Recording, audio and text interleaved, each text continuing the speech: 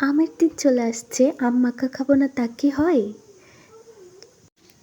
কচি কচি আম মাখা আমার আবার খুব বেশি পছন্দের।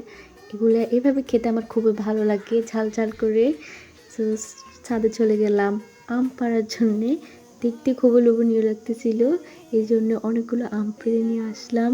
সাথে বোন, ফ্রেন্ড দুজনে মিলে গেলাম আমগুলো পাড়ার জন্য। নিয়ে আসলাম কুচি কুচি ছোটো ছোটো দেখতে। আমরা দুই বান্ধবী আবার খুবই বেশি পছন্দ করি মরিচ দিয়ে যে কোনো টক জিনিস খেতে। তো দুজনে আমগুলো চিলতে বসে গেলাম। আমার বান্ধবী চিলতেছিল, আমি খাইতেছিলাম। খুব মজা লাগতেছিল। প্রথমবারের মতো, এবছরের প্রথমবারের মতো কচি আম খাচ্ছি লবণ মরিচ দিয়ে। অনেক অনেক ভালো লাগতেছিল, দেখতেই লোভ লাগতেছিল।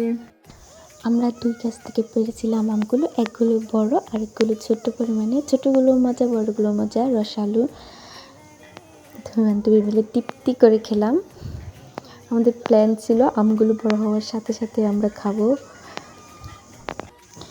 আমের সাথে লবণ মরিচ দেখলে জিভে জল চলে আসে। জানি এখনও অনেকেই খেতে পারে নাই, আমরাই সবাই খেয়ে ফেললাম। অনেক মজা, সবাই ট্রাই করতে পারেন। লবণ মরিচ দিয়ে অনেক অনেক সুস্বাদু হয়েছে, অনেক মজা।